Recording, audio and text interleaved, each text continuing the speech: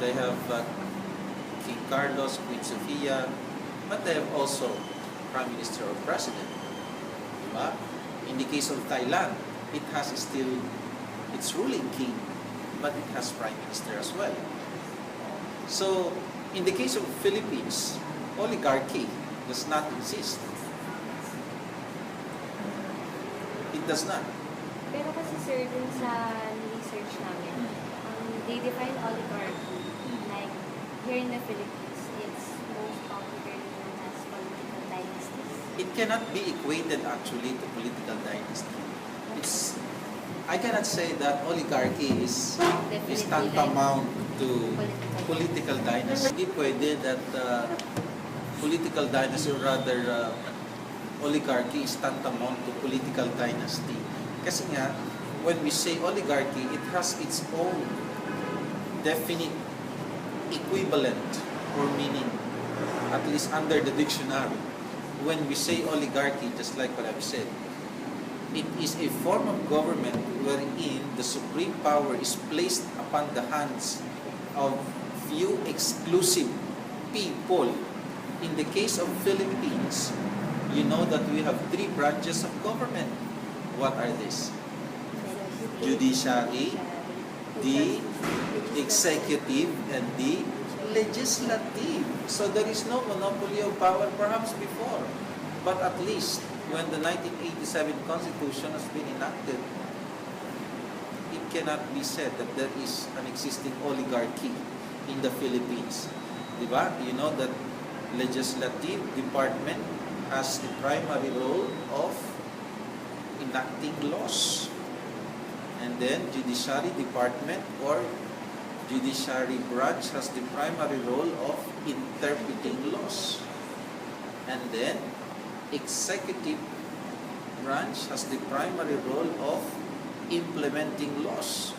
So one branch creates laws, the other branch interprets laws, the other branch implements laws. So these three branches of government are supposed to be independent from each other. While they are independent from each other, they have the so-called check and balance power. What is that check and balance all about? The roles, the functions of executive are subject to scrutiny, evaluation, and subject to criticism, if needed, by the other two departments. And then, judiciary branch, the role of it, the performances of the people under judiciary branches are subject likewise to check and balance by the other two branches. And then the executive branch is likewise subject to scrutiny, to check and balance by the other two branches. What is the purpose of the check and balance that is granted under the Constitution? To elude, meaning to, what does elude mean? To prevent possible abuses. Okay? To prevent possible abuses. Like for example, the executive department, the legislative department, the Senate, the Congress, they enact laws. But they simply cannot enact laws which are based on their caprices, capriccio. If they enact laws which are not for the good of the people, this can be questioned before the courts. Courts representing judiciary. And then, the judiciary, upon evaluation, for instance, of these laws, finds the same as unconstitutional, can declare it as such. Now, when the court declares that law as unconstitutional, then it cannot be implemented. What else? The legislative department enacts laws. Now, these laws, for them to become final, executory, must be first be scrutinized by the executive, headed by the president. If the president vetoed the law, ibig sabihin ng vetoed ay kanyang ni-reverse. Okay? Kanyang ni-reject. Then, that law cannot be implemented. Okay? So same as with the functions of the judiciary, and same as with the functions of the executive, they can be scrutinized by the other two branches. So each of them, okay, may scrutinize each other's functions, and if the same is found to be abusive, then it can be struck down. So because of these check and balances, insofar as the functions of these three branches of the government are concerned, there can be no monopoly of power.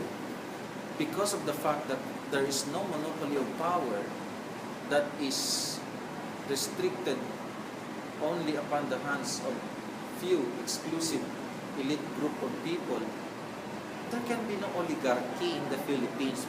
Well, perhaps virtually. Perhaps virtually. When we say virtually, by analogy, perhaps, it can be said that oligarchy may be, by analogy, equivalent to political dynasty, but still not. I cannot really be convinced that it is equivalent to political dynasty. Kasi yung political dynasty dito sa Pilipinas, sabi lang naman may political dynasty because, like for example, in one province, the congressman is the father, the governor is the brother, then the mayors are the sons, the daughters-in-law, the sons-in-law. So, buong family nagra-run ng probinsya na yon. So, iniisip na, there is a political dynasty so far as that province is concerned. But, that is not the meaning of oligarchy. Kasi again, when we say oligarchy, I will repeat for the third time, it is a form of government in which the supreme power is placed upon the hands of few exclusive individuals. Form of government. So we speak of the entirety of a nation. Formally a government talaga. Yes. Yes. Not just Hindi naman pwede na, we cannot say that there is oligarchy in the city of Mandaluyong. How can that be?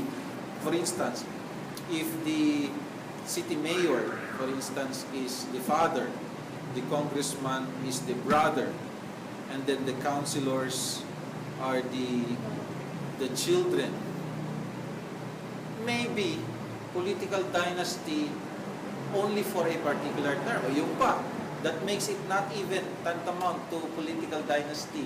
Kasi under the Constitution, under the Omnibus Election Code, a politician will only hold a particular office for a limited period.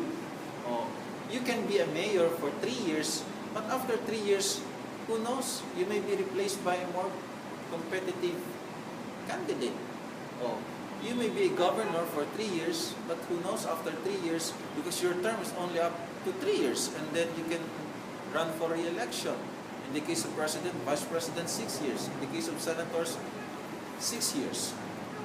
But thereafter, you can be replaced. So no one is indispensable. That is the limit set forth by the law in holding power under the Philippine setting.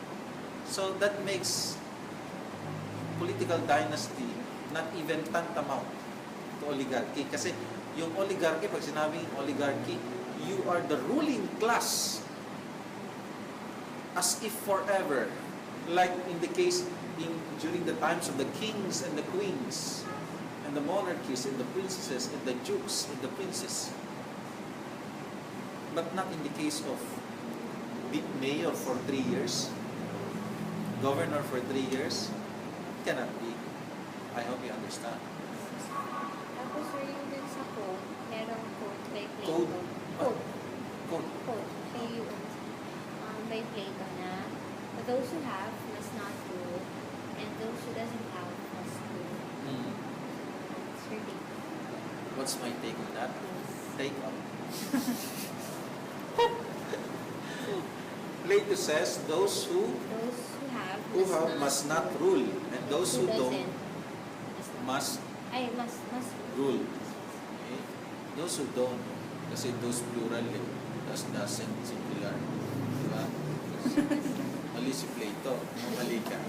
Those who don't must rule. Well, isa lang namang ibig sabihin yan. Kasi si Plato naniniwala na you cannot have the best of both worlds. Eh? For instance, you are rich and famous. Is it too much for you to become powerful as well? So, it's too much. You are rich. You are famous. If you are also powerful, then what else is not in you? So, balancing of blessings, balancing of graces. If you are rich, if you are powerful, let those who are not gifted with wealth lead the world. So in that case, Plato believes that you must not be greedy to aim for everything in life. Kasi Plato is a very idealistic philosopher. Not so distant in characteristics with Socrates and Saint Thomas Aquinas. In the case of William James, for instance, one of the most prominent American philosophers is William James. William James believes in the principle of pragmatism, practicality. Well, practical in a sense that if you have the wealth and if you are famous and you are rich, then how will you protect your wealth and your fame? Then aim to be powerful as well. So it's a different philosophy. On the other hand, in the case of pragmatism, practicality, practical in a sense that if you have the wealth and you have the fame, you can better protect it by aiming for power. So it's also a line of thinking, a line of philosophy. But that runs in contrast with the case of Plato. So Plato, as you said, says, those who have must not rule, and those who don't must. Diba? So in that case, balancing of blessings. You cannot have the best of everything. Ideally. But in real life, you know what, I still believe that, There are people. no, I still believe that you really cannot have the best of everything in life. You may be lacking in one aspect. You may be blessed in one aspect. But there are aspects in your life that you are not that lucky about. Ito yun. You may be rich. You may be famous. But not happy. Correct. You may be poor. You know, poor in a sense that you don't have so much money. Okay? You're just living a low-profile life. Right? And then you may not be intelligent, as Miriam Defensor, for instance. But you are beautiful. Yes. You may be rich. You may be intelligent. But you're ugly. Yes. Yes. It's true. Could be. You may be rich. Diba? Oh, you may be, for instance, you may be rich. You may be beautiful. Okay? You may be intelligent.